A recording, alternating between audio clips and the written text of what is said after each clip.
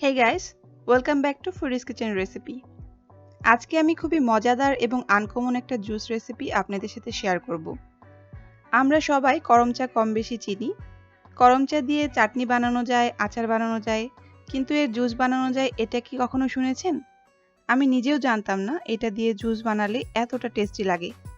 আমি নিজে ট্রাই করেছি, আমার কাছে এত বেশি ভালো লেগেছে তাই ভাবলাম আপনাদের সাথে শেয়ার না করলেই নয়।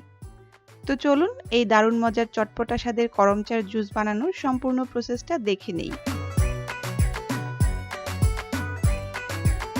আমি কিছু কাঁচা এবং পাকা করমচা নিয়েছি। আপনারা চাইলে শুধু কাঁচাটাও নিতে পারেন অথবা শুধু পাকাটাও নিতে পারেন। তবে পাকাটা দিলে জুসের কালারটা অনেক সুন্দর লাল হয় আর খেতেও অনেক বেশি ভালো লাগে।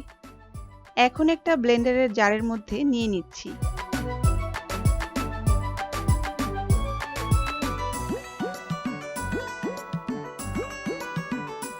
সাথে দিয়ে দিচ্ছি বিট লবণ স্বাদ অনুযায়ী যতটা প্রয়োজন।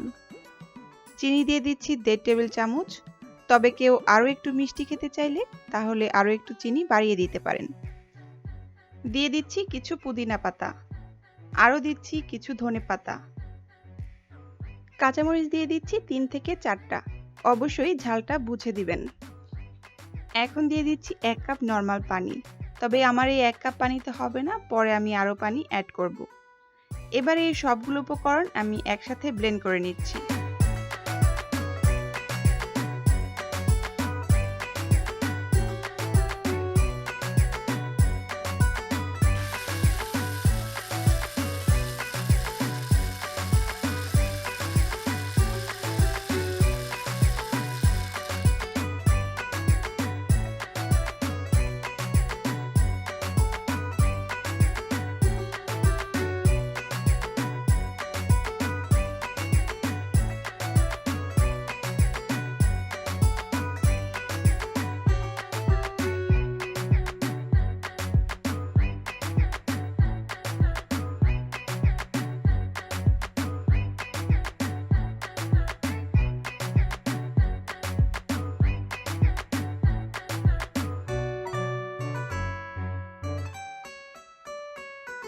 ব্লেন্ড করা হয়ে গেছে। এবার এর মধ্যে আমি দিয়ে দিচ্ছি 1.5 কাপ ঠান্ডা পানি।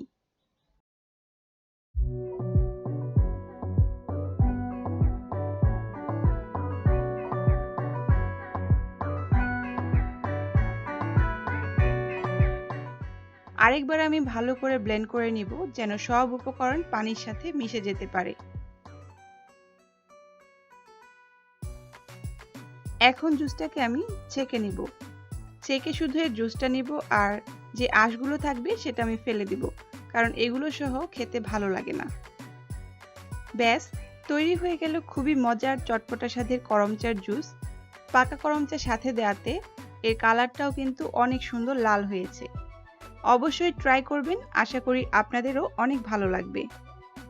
আমার ভিডিওটি ভালো লাগলে অবশ্যই আমার চ্যানেলটিকে সাবস্ক্রাইব করে পাশে থাকা বেল আইকনটিতে ক্লিক করে রাখবেন। এতে করে আমি নতুন কোনো রেসিপি আপলোড করলে আপনার কাছে সেটা সবার আগে পৌঁছে যাবে। ভিডিওটি ভালো লাগলে অবশ্যই একটা লাইক দিয়ে শেয়ার করে দেবেন। সবাই অনেক বেশি ভালো থাকবেন। ভিডিওটি দেখার জন্য আপনাদেরকে অনেক ধন্যবাদ।